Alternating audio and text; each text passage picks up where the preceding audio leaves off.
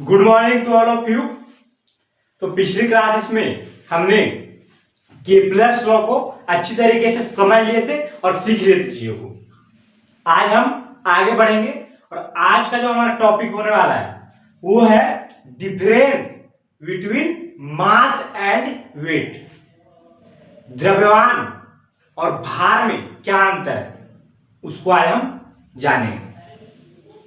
तो पहले तो हम डिफिनेशन जान लेते हैं कि मास किसको बोलते हैं और वेट किसको बोलते हैं। उसके बाद हम अंतर को समझेंगे, क्या डिफरेंस है दोनों में। तो आइए स्टार्ट करते हैं। तो पहले तो मास क्या बोलते हैं? तो मास कहता है the mass of a body is amount of matter present in it. यानी कि किसी भी वस्तु में मौजूद पदार्थ की मात्रा को ही हम मास बोल रहे होते हैं। किसी भी बॉडी में कितना अमाउंट ऑफ मैटर प्रेजेंट है वो मास कहलाता है। और वेट किसको बोलेंगे? वेट बोलते हैं the weight of a body is force with which the earth attracts it.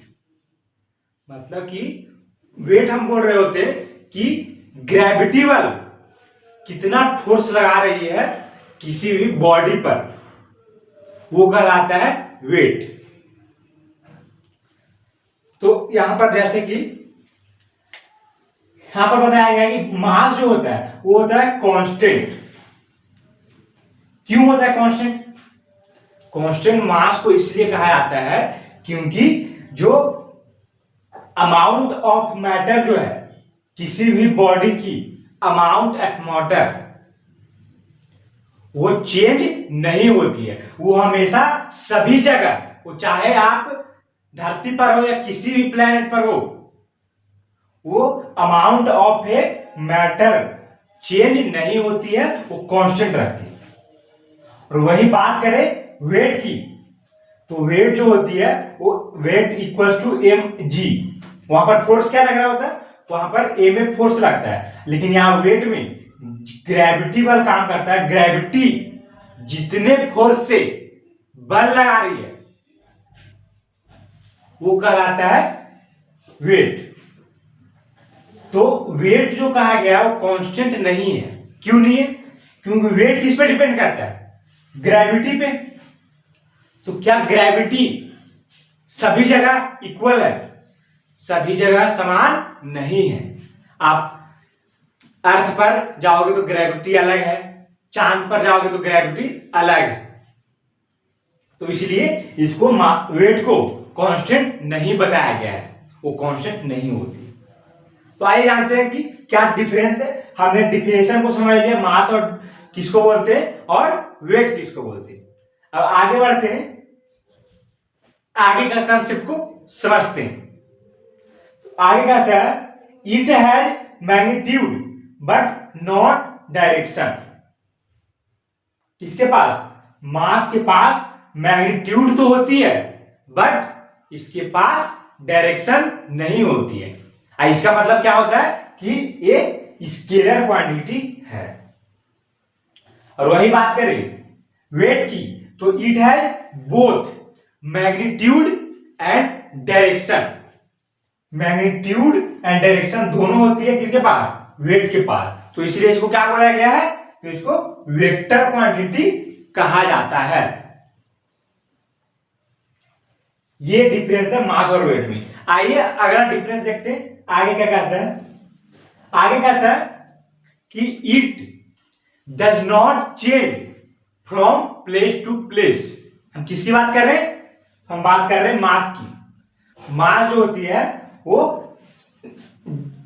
Place to place में चेंज नहीं होती है। उसको आप कहीं पर भी, कोई भी प्लैनेट पे जाए, चाहे अर्थ पे जाए, किसी भी प्लैनेट पे जाए, आप मून पे जाए, जुपिटर पे जाए, जहां भी जाएंगे वो मास जो है सेम रहेगी।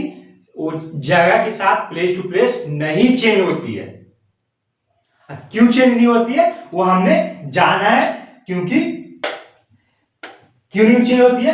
क्योंकि उसमें जो अमाउंट ऑफ मैटर है वो सभी जगह समान होती है। आप कहीं भी चले जाएं, लेकिन अगर बात करें हम वेट की, तो वेट में कहा गया है कि it change from place to place.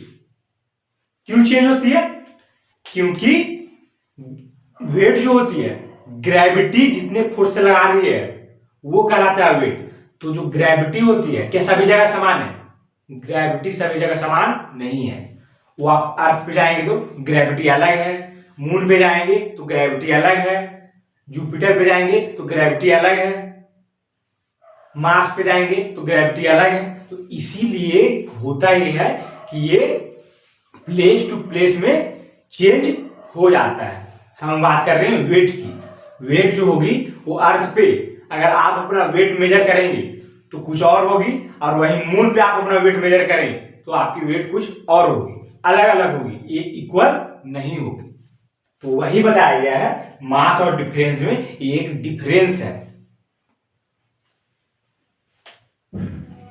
लेकिन बात करें मास की, तो मास हर जगह आपको समान होगी, वो चाहे अर्थ पर हो या मून पर हो, क्योंकि वो है amount of matter present in it. आगे बढ़ते, आगे का क्या डिफरेंस बताया गया उसको जानते हैं। आगे कहता है कि it can never be zero. Mass कभी भी जीरो नहीं हो सकता है। लेकिन अगर बात करें वेट की, तो it is zero at the centre. Mass जो वेट जो होती है सेंटर पे कितनी होती है? तो जीरो होती है। ये डिफरेंस आप पाएंगे मास और वेट में। आगे बढ़ते, आगे क्या कहता है? मास का ऐसा यूनिट होता है, वो होता है किलोग्राम।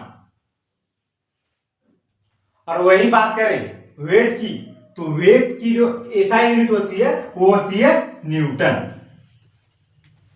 तो आपको ऐसा यूनिट याद रखना है कि मास की होगी किलोग्राम और वेट की होगी न्यूटन।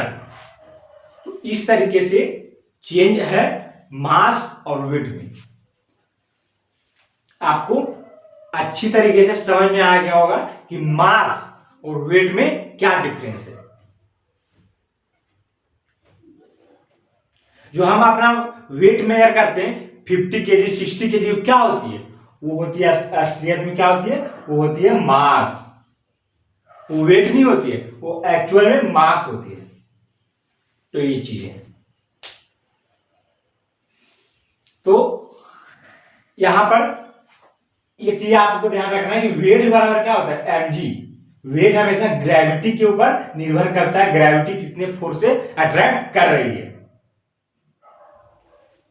इसलिए वेट कांस्टेंट नहीं होता है। तो इसको आप क्या करेंगे? नोट्स बना लेंगे। मैं साइड हट जाता हूं, वीडियो को रोक करके आप इसको नोट्स कर लेंगे नोटबुक में, और आगे के कंसेप्ट को हम नेक्स्ट क्लास में अच्छी तरीके से जानेंगे और समझेंगे। तब तक के लिए धन्यवाद।